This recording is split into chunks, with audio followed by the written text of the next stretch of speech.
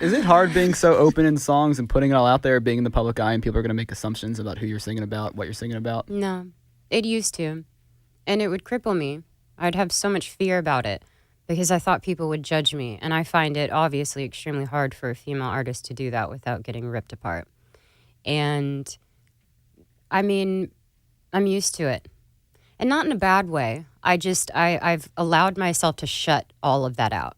And when I'm not on my phone or not in that world, once I put it down, the only thing that's around me is my world, which is my friends and my family, my dog and my grandparents. And that's the stuff that's actually happening with me. But me being able to share what I want to share, it's no different than any other artist doing exactly what I'm doing. And that I'm okay with that.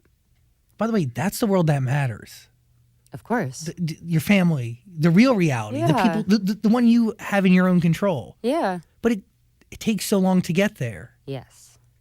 It's a hard process to finally get to that moment where you can shut off one and totally soak into the other. Yeah. But how do you shut everything off? Are you still not looking at social media? Do you not read anything on the internet? No, I don't read anything on the internet. I am now starting back on Instagram. It is very weird. I don't have it on my phone, but I've been using it on, my friend's phone to do lives and all that stuff. But it took me 2 years to really get there. The only thing that I hear about is when things are good and, when things aren't that great. I don't know, details. I just know, all right, I'm aware of that and that's happening. And, that's that. I've also had a lot of practice, you guys. I'm not going to lie. It's just been my whole life. So I just want to, I'm actually in a place where I just care about what I care about. And hopefully the rest is just my work, my passion for people and connection, for sure. And by the way, it shows. A couple things to dive into. McLean Award for Mental Health Advocacy. Mm-hmm. What a special thing to be recognized for. It was awesome. It was cool. So McLean Hospital is, I think, the #1 mental hospital in America. And I met with some of the doctors there, and I got to see how everything works and meet incredible doctors from all over the world. And, I created a relationship with them. And so me being super open with the community there, they which is so unnecessary, but they wanted to acknowledge me being open about that. So it was actually fun. And I learned a lot being around those kind of people. I can only imagine. Wild. No, I didn't leave for 3 hours just because I was talking to all these people about their goals and where they're taking this medication, and maybe they're going to try to do this all through, CBT, which is cognitive distortion. I think so.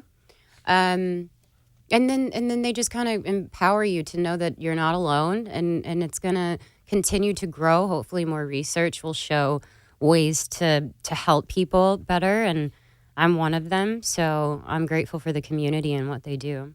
That's really special because it is the future and people need it now. And there's a gross stigma that surrounds mental health. For sure. There should be more of a mission. We have a lot going on in our world, and we'll get to immigration and the rest of it. Yeah, it's a lot. It's so much to unpack. Mm-hmm. But mental health is very important. And we need to get to a point where we're talking about mental health the same way we, the people, discuss physical health. Mm-hmm. It's very important. Right. We cannot stigmatize what it is to be going through stuff. We have to be there for each other. And treatment is so important. I think so too. But I also think it could be incorporated in schools as well. Totally. Because I think once you're understanding, when you're a kid and you go in your class and they give you the happy face or you get the sad face, you're learning your emotions then. So why wouldn't we carry that on into middle school and high school, being able to address things that's happening? Because there are kids who don't even know they're in pain. And so when you're able to open that conversation and you talk it all out, you just watch how everything shifts. And I wish that would be the case for sure. That's how you get to healing.